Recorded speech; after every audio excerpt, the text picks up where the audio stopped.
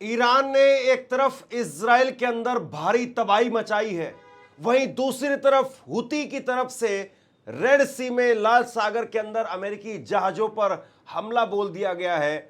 और तीसरी बड़ी अपडेट इस वक्त की सबसे बड़ी यह है कि इजराइल के अंदर वहां के राष्ट्रपति बाल बाल बचे हैं, उनके बेहद करीब जाकर के मिसाइल गिरी है, ईरान की मिसाइल गिरी है। देखिए, पिछले 24 घंटे को अगर आप उठा करके देखें तो कोई भी आदमी होगा, अगर सामान्य आदमी होगा तो वो ये कहेगा कि अब ये युद्ध निपट रहा है। डोनाल्ड ट्रंप पीछे हट रहे हैं, डोनाल्ड ट्रंप की तरफ से बहुत सारी बातें कही जा रही है और अब ये युद्ध निपटने वाला है, क्योंकि ईरान वो भी बहुत बुरी तरह से उसके ऊपर मार पड़ी थी, तो अब ये युद्ध चलने वाला नहीं है। लेकिन जंग अभी जारी है, ये एक बिल्कुल साफ और क्लियर मैसेज है। और ये जंग अगले कुछ दिनों में किस मुकाम पर होगी ये तो कहा नहीं जा सकता है, लेकिन ये बिल्कुल साफ है कि ईरान के तेवर किसी तरीके से भी हल्के नहीं दिखाई दे रहे हैं। ईरान बहुत भयंकर तरीके से मार रहा है और सबसे जबरदस्त तस्वीरें ये निकल करके सामने आई है जो अभी अभी दोपहर में इजराइल के अंदर, इजराइल के कई अलग अलग ठिकानों पर कई अलग अलग शहरों को निशाना बनाया गया है। और इन तस्वीरों के जरिए आप देखिए कि किस तरीके से नुकसान हुआ है। इजराइल में भारी नुकसान की खबर जो है वो निकल करके सामने आ रही है। इजराइल की कई बिल्डिंगें उनको निशाना बनाया गया है और निश्चित तौर पर ये ग्रेटर हाइफा का इलाका, यहाँ पर कई अपार्टमेंट्स, उसमें भी गंभीर स्थिति दिखाई दे रही है। नुकसान हुआ है, लोग शेल्टर्स में रात भर दुब के रहे। सबसे बड़ी बात यह है कि जब आपके आकाओं ने कह दिया कि भाई हम कोई हमला नहीं करने वाले हैं, ईरान को आपने बहुत बुरी तरह से मार ही दिया, तो अब शेल्टर्स में क्यों छुपे हुए हैं आप? ये सबसे बड़ा सवाल है, वहां की आवाम पूछ रही है कि क्यों अभी भी शेल्टर में रहने पर मजबूर हैं, क्यों अभी भी बंकर के अंदर रहने पर मजबूर हैं। और ये तस्वीरें अपने आप में बहुत कुछ कहती है।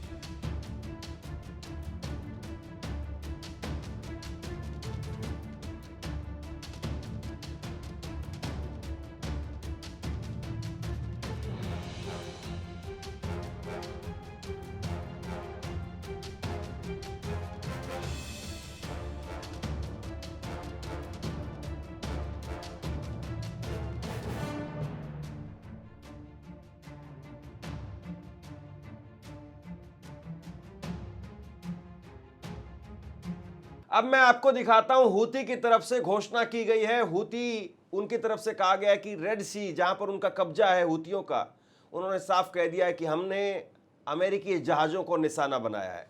यानी अमेरिका के बुरे दिन वो ख़त्म होने का नाम नहीं ले रहे। उन्हें लग रहा था कि ये ईरान कुछ भी नहीं है, ये मरा हुआ सांप है और इसको ऐसे ही कुचल देंगे, इसको ऐसे ही फेंक देंगे, और गले में डाल लिया। और ईरान मरा हुआ सांप नहीं साहब, अजगर है, अजगर। और ये ईरान ना केवल इजराइल को उसको डकारने के लिए तैयार है, मिडिल ईस्ट में उसकी फुंकार साफ तौर पर दिखाई दे रही है और मिडिल ईस्ट के देश वो खौफ खा रहे हैं। और डोनाल्ड ट्रंप की तो आप पूछे ही मत, उसकी स्थिति क्या है। लगातार अनाप शनाप बयानबाजी। और एक वीडियो मैं आपको दिखाऊंगा जिसको आप सुनेंगे तो आप कहेंगे कि डोनाल्ड ट्रंप वाकई, इस डोनाल्ड ट्रंप के अंदर कोई बहुत पुराने राजा महाराजा की आत्मा शायद घुस गई है जो इस तरह की बात कह रहे हैं।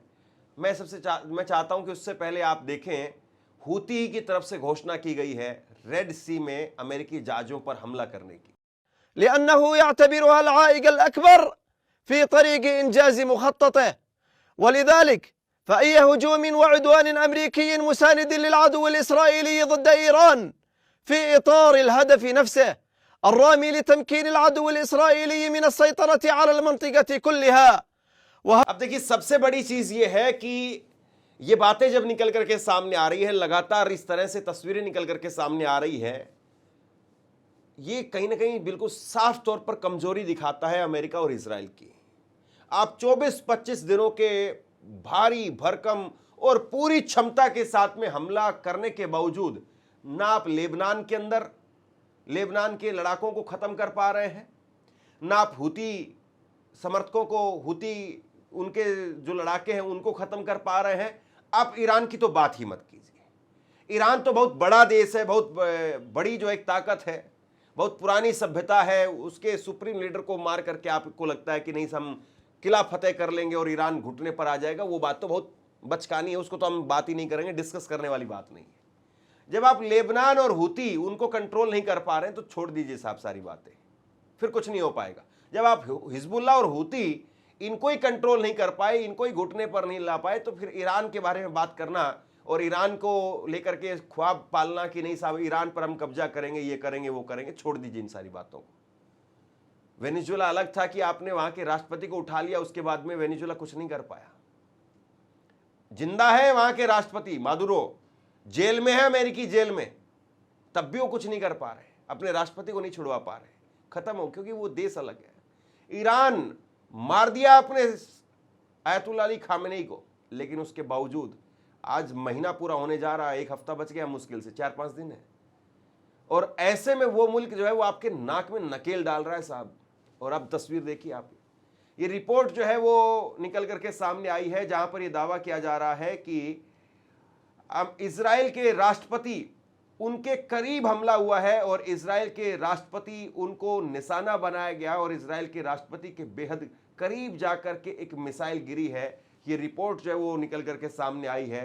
इजराइल के राष्ट्रपति हैं इसाक हर्जोग और उनके करीब जाकर के मिसाइल गिरी है। सायरन बजने के बाद में वो छुपने के लिए भागे हैं। नेतन्याहू को लेकर के तो 4 उंगली 5 उंगली वो कॉफी पी रहे थे, ये कर रहे थे, सब पता चल गया ना कि ये सारे जो जितने आप दिखावे कर रहे थे इनका कोई वैल्यू नहीं है, कोई मतलब नहीं इन बातों का। और आप बताइए 4 दिन के बाद में और 10 दिन के बाद में कहीं कोई मीनिंग भी बचेगा उस विजुअल का, जो उस तस्वीर का, कि आप आकर के 4 उंगली 5 उंगली बता रहे थे अपनी। अरे जंग में 4 उंगली दिखा करके जंग नहीं जीती जाती है। जंग में बहादुरी, काबिलियत, समझदारी, दूरदर्शिता, और उसके बाद में आप दुश्मन को मार करके उसकी धरती पर जा करके जब तक झंडा नहीं गाड़ दें तब तक जंग नहीं जीती जाती है। आप बता रहे थे साहब देखो 5 उंगली है कि 10 उंगली है, और ये 5 उंगली 10 उंगली बता करके आपको लग रहा था कि आपने मैदान मार लिया है, आप तो बहुत बड़े शहंशाह हो गए हैं और आपके सामने आपके मुकाबले में कोई है ही नहीं। साहब पता चल गया कि आप कितने पानी में थे, सब दिखाई दे गया। बड़ी बात क्या है, मैं आपको बड़ी तस्वीर आपको दिखाने जा रहा हूं। सबसे बड़ी बात यह है कि अमेरिका में डोनाल्ड ट्रंप का विरोध हो रहा है, इजराइल को लेकर के अमेरिका में विरोध बढ़ गया है। और ये मैं नहीं कह रहा हूं, आप अपनी स्क्रीन पर देखिए, ये लगातार जो रिपोर्ट्स निकल करके सामने आ रही है, जो अमेरिका की तरफ से कहा जा रहा है कि अमेरिका के अंदर अब इजराइल का विरोध बढ़ गया है। अमेरिका में अब लोगों का मानना यह है कि नेतन्याहू ने अपने हित के लिए न सिर्फ युद्ध को भड़काया बल्कि इसके शांत ना होने की कोशिशों को भी डिरेल कर दिया। आप जरा एक बार 10 सेकंड के लिए सुन लीजिए और उसके बाद में इसका मीनिंग क्या है मैं आपको बताता हूं। I think it's a mix of that, and Benjamin Netanyahu finally found a president that was sucker enough to launch the war that he's been pushing for 30 years. But yeah, those are the reasons why. And speaking of Israel, अब जरा इस बात को समझिए आप कि कैसे उन्होंने इस युद्ध को खत्म करने की जो एक आप ये कहिए कि जो कड़ी हो सकती थी उस कड़ी को खत्म कर दिया। एक आदमी था जो आदमी बहुत काम का था, एक आदमी था जो पढ़ा लिखा आदमी था, एक आदमी था जो इस युद्ध के अंदर एक बहुत बड़ी कड़ी साबित हो सकते थे, आपने उस आदमी को मार दिया। अली लारीजानी की मैं बात कर रहा हूँ। अली लारीजानी उनकी इस आदत के बाद में मैं देख रहा था, उनके बारे में पढ़ रहा था। अली लारीजानी कुछ वक्त पहले भारत भी आए थे, बहुत अच्छे एक तरीके से उनके विचार है, खुले ओपन माइंडेड व्यक्ति हैं। और अली लारीजानी उनके जो पिता थे वो एक धार्मिक नेता थे, लेकिन उन्होंने धार्मिक नेता होना वो चुना नहीं। वो पढ़े लिखे और उसके बाद में वो धर्म को लेकर के कोई बहुत ज़्यादा उनकी पॉजिटिव सोच भी नहीं थी, बहुत मॉडर्न विचारों के थे, बहुत मॉडर्न ख्यालात के थे। और इसीलिए वो आयतुल्ला बने नहीं, वो धार्मिक लीडर बने नहीं। वो ईरान के एक तरीके से आप ये कहिए कि बड़े रणनीतिक तौर पर इस मौजूदा वक्त में एक ऐसे लीडर का रोल अदा कर रहे थे जो अमेरिका से बातचीत करवा पाने में या कर पाने में सक्षम थे। लेकिन इजराइल की सनक ऐसी थी, इजराइल जो है वो ऐसे ऐसे लोगों को चुन चुन करके मार रहा था ताकि ये युद्ध कभी खत्म ही ना हो। इजराइल भली बात ही जानता था कि ईरान की कुव्वत क्या है, ईरान कितना बड़ा मुल्क है, और ईरान की जड़ें और ईरान की सभ्यता और ईरान के अंदर जो शहादत का भाव है, और एक तरीके से जो ये रमजान के अंदर इन्होंने किया, करबला की शहादत को जिंदा कर दिया। ईरान के बारे में मुझे लगता है कि बहुत हद तक इजराइल का जो आकलन था वो बिल्कुल सटीक था। इजराइल यही चाहता था, इजराइल चाहता था कि इस युद्ध में जहां तहां पर भी जो भी आदमी है जो इस युद्ध को खत्म करवा सकते हैं उनको खत्म कर दिया जाए। और इसमें पहला नंबर था अयतुल्ला अली खामेनी का। अयतुल्ला अली खामेनी अगर बैठे होते, घर का बुजुर्ग अगर बैठा हुआ होता, तो बच्चों को शांत करके मना लेता कि चलो ठीक है, जाने दो, अब इसको बहुत मार दिया, इसको अब इसको छोड़ दो, इसको जाने दो। अयतुल्ला अली खामेनी वो जंग रुकवा सकते थे। उनकी एक आवाज पर, उनके एक इशारे पर ये जंग रुक जाती। चलिए, आपने अयतुल्ला अली खामेनी को मार दिया। इसके बाद में दूसरे leader Ali Larijani. Ali Larijani वो शख्स जो प्रोफेसर थे, पढ़ाते थे, समझ थी, जज्बा था, और एक तरीके से आप यूं कहिए कि मुस्तफा खामेनी जो नए सुप्रीम लीडर बने उनके करीब भी थे। लेकिन आपने उनको भी मरवा दिया। और अमेरिका को लग रहा था कि नहीं नहीं, ये तो बहुत तीर मार रहे हैं। दरअसल ये तीर नहीं मार रहे थे, ये इस युद्ध की जितनी भी कमजोर कड़ी थी वो खत्म कर रहे थे। और आपने वो सारी कमजोर कड़ियां खत्म कर दी। और अब ईरान वो कह रहा है कि नहीं, हमारे पास में खोने का क्या है, हम पाने के लिए सब कुछ। ये फिर आएंगे, फिर हमला करेंगे, फिर हमारे 2-4 लोगों को मार देंगे, फिर हमारे 2-4 सुप्रीम लीडर को इधर उधर, हमारे जो बड़े नेता हैं उनको मार देंगे, इसलिए खत्म करो, अब आ रही है पार। तो ये कुल मिलाकर के जो इजराइल का असेसमेंट था, इजराइल उसी तरीके से काम कर रहा था। और अमेरिका को लग रहा था कि नहीं नहीं, इजराइल जो है वो ईरान का नुकसान कर रहा है। इजराइल ईरान का नुकसान नहीं कर रहा था। इजराइल वो एक तरीके से ये कहिए कि ट्रंप के पांवों में बेड़िया बांध रहा था कि आपको इस युद्ध में इस तरीके से फंसा देंगे कि यहां से निकल नहीं पाओगे। अमेरिका को इस कदर फंसा दिया गया इस युद्ध के अंदर। मैं कल रिपोर्ट देख रहा था, मैं जिक्र नहीं करना चाहता ऐसी ऐसी कुछ रिपोर्ट्स का, क्योंकि कई बार जब बातें पुख्ता तौर पर सामने आ जाए तब अच्छा होता है बात करना, लेकिन चलिए मैं बता देता हूं। कल मैं एक रिपोर्ट देख रहा था और उसमें यह कहा गया कि अमेरिका के अंदर अगर ईरान ने अपनी स्लीपर सेल को एक्टिव कर दिया तब क्या होगा, या जो खाड़ी के देश है वहां पर अपनी स्लीपर सेल को एक्टिव कर दिया तब क्या होगा। देखिए, वैसे तो जो ईरान की सभ्यता है, ईरान के जो लोग हैं, या ईरान का जिस तरीके का कल्चर है वो बहुत अलग है। वो आम तौर पर आम लोगों को, आम शहरियों को निशाना बनाते ही नहीं है। आपको याद होगा मसूद पेजेस्कियान, उनकी तरफ से कहा गया कि भाई अमेरिका 9/11 जैसा हमला करना चाहता है, और अमेरिका 9/11 का हमला करके हमारे लोगों के ऊपर उसकी कालिख पोतना चाहता है कि हम लोगों ने कोई टेरर हमला कर दिया और उसकी वजह से जो है वो अब अमेरिका को एक बड़ा, एक तरीके से आप ये कहिए कि सपोर्ट मिल जाएगा और अमेरिका बहाना उसको मिल जाएगा बड़ा हमला करने का। लेकिन फिर भी मसूद पेजेस्कियान राष्ट्रपति की तरफ से साफ कर दिया गया कि हम आतंकवाद के घोर खिलाफ हैं, हमारी किसी प्रकार की कोई दुश्मनी वो अमेरिका की आम जनता के साथ नहीं है।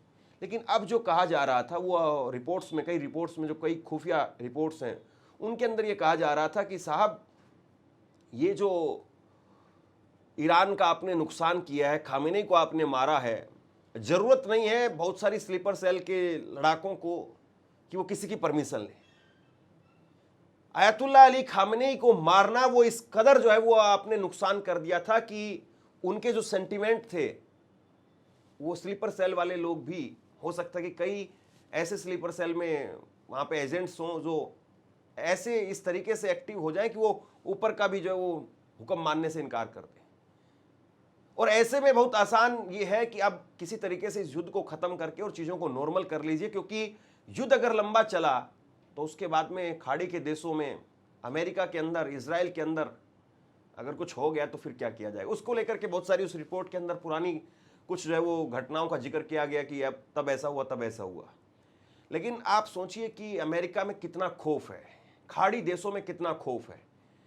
आप ईरान में इतना नुकसान करने के बावजूद उसको बातचीत की टेबल पर आप नहीं ला पा रहे हैं, आपको बातचीत की टेबल पर जाना पड़ रहा है। ये उस देश की, उस मुल्क की उसकी ताकत है कि बगैर सुप्रीम लीडर के भी वो देश लड़ रहा है। बगैर सुप्रीम लीडर मैं इसलिए कह रहा हूं क्योंकि लोगों को लगता था कि अयतुल्ला अली खामेनी की मौत हो गई, अब कुछ नहीं बचा है। लेकिन उसके बावजूद उसका जो स्ट्रक्चर है, वो जो बार बार कई रिपोर्ट्स में हमने कहा, वो अब दिखाई दे रहा है कि हाँ वाकई वो केवल कहने की बातें नहीं थी, सच्चाई थी। और ये सच्चाई जो है वो अब सामने आ गई है।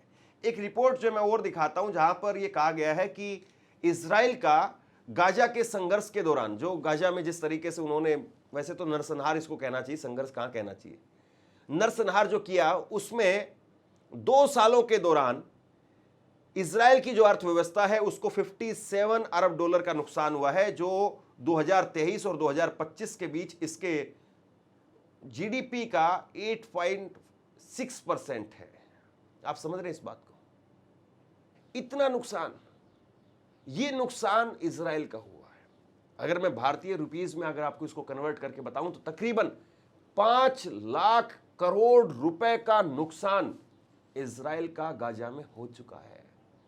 ये सही बात है कि इजराइल के पास पैसा है, इजराइल के लोग पता नहीं क्या क्या करके किस किस तरीके से पैसा बना लेते हैं। एप्स्टीन जैसे लोगों का भी बीच बीच में जो है वो उदाहरण देखने को मिलता है। छोड़ दीजिए उन सारी बातों को, लेकिन इजराइल की कमर पहले से टूटी हुई थी। इजराइल को लग रहा था कि ट्रंप के जाने से पहले पहले इस फांस को मिटा दिया जाए, यानी जो तेहरान के रूप में एक बड़ा मुल्क उसके सामने था, बरसों बरस से सामने था, 40-50 वर्षों से सामने था, और उसके ग्रेटर इजराइल का जो सपना है वो ईरान के रहते रहते कभी पूरा नहीं हो सकता था। गाजा में उसने जो कुछ किया फिलिस्तीन में किया। हालांकि ईरान की तरफ से साफ कह दिया गया था कि फिलिस्तीन के लोग कभी अपने आप को खाली या अकेला ना समझे, कभी भी नहीं समझे, उनके साथ में हम खड़े। यहां तक कि ईरान ने कहा कि भाई ग्रीनलैंड को अगर अमेरिका हड़पना चाहता है, यूरोप के देश अगर कुछ नहीं कर पा रहे हैं तो आप हमें कहिए, हम आएंगे ग्रीनलैंड को बचाने के लिए। एक फोन कॉल की दूरी पर हैं हम लोग और हम पहुंच जाएंगे ग्रीनलैंड पर, वहां पर हम अपने ट्रूप्स को भेज देंगे। ये उस मुल्क की ताकत है जिस मुल्क को आप ये कह रहे थे कि भैया हमने इसको ख़त्म कर दिया, 90% इसकी आर्मी को, नेवी को, एयरफोर्स को, उसके मिसाइल्स को, उसके परमाणु हथियारों को, सबको ख़त्म कर दिया। ये उस मुल्क के अंदर से आवाज़ निकल करके सामने आ रही कि एक आवाज़ पर हम पहुंच जाएंगे, कोई दिक्कत नहीं है, टेंशन नहीं लेने का। ये वो ईरान बोल रहा था, और उस ईरान को जो है वो आप इस तरीके से घेरने की कोशिश कर रहे थे। मैं एक रिपोर्ट जो है आपको और बताता हूँ, जो ईरानी अधिकारी हैं उनकी तरफ से, मोहसिन रिजाई, उनकी तरफ से कहा गया है कि जिस प्रकार रूस के प्रति हिटलर का दृष्टिकोण उसके पतन की शुरुआत का साबित हुआ एक तरीके से, यानी उसका जो पतन था वो वहीं से हुआ, और उसी प्रकार ईरान के प्रति ट्रंप का दृष्टिकोण उससे भी कहीं अधिक गंभीर परिणाम लेकर के आएगा। ये ईरान की कुव्वत है, ये ईरान की ताकत है। ईरान ये कह रहा है कि भाई जो हाल हिटलर का हुआ, और हिटलर जिस तरीके से, मैं आगे नहीं कहना चाहता, उससे भी बुरी तरीके से, उससे भी बुरा हाल वो ट्रंप बाबू का होगा। देखिए, कोई डाउट नहीं है, किसी प्रकार से कोई डाउट नहीं है कि ईरान को रोक पाना वो अमेरिका के बूते की बाहर की चीज़ दिखाई दे रहा है। लेकिन अमेरिका सीज फायर कह रहा है, तब भी अगर ईरान को नहीं रोक पाएगा, तब सोचिए कि आप जो नेक्स्ट लेवल पर जब ये युद्ध पहुंचेगा तो उसका मंजर क्या होगा। शेयर कीजिए इस खबर को आप, और आप क्या सोचते हैं नीचे कमेंट बॉक्स में लिख करके जरूर बताइए। आप बताइए कि आपको हमारी खबरें कैसी लग रही हैं, और इसमें क्या कुछ और जोड़ा जा सकता है, कहाँ कहाँ पर हम कमियां कर रहे हैं, कहाँ कहाँ से और अपडेट्स जो है वो और लाई जा सकती हैं। हालांकि पूरी कोशिश ये है कि जो जो अपडेट्स हों उनको ना केवल आप तक पहुँचाया जाए, बल्कि आपको समझाया भी जाए, आपको समझ में आए। इसलिए शेयर ज़रूर कीजिए हमारी खबरों को, चैनल को सब्सक्राइब भी कीजिए, वीडियो को लाइक ज़रूर कीजिए, और कमेंट्स, आपका प्यार, आपकी सुझाव वो ज़रूर बताइए। शुक्रिया, थैंक यू। आपसे कुछ कहना चाहता हूं। आज के वक्त में पत्रकारिता करना कितना मुश्किल काम है, लेकिन अगर ऐसे में भी कोई आपकी खबर दिखा रहा है, कोई आपके मुद्दे पर बात कर रहा है, तो आपको भी उसका साथ देना चाहिए। अगर आपको लगता है कि मेरी पत्रकारिता सही है, मैं आपके लिए आपकी खबर वो दिखा रहा हूं, तो ऐसे में आप मेरा सहयोग कीजिए। आप इस वीडियो को जब लाइक करेंगे तो लाइक के साथ में ही एक थैंक्स का बटन आपको दिखाई देगा। उस थैंक्स के बटन पर आप क्लिक कीजिए, और जो भी सहयोग राशि दे सकते हैं वो दीजिए। दूसरा, आप चैनल को ज्वाइन कर सकते हैं, और चैनल को ज्वाइन करके भी मुझे मदद कर सकते हैं।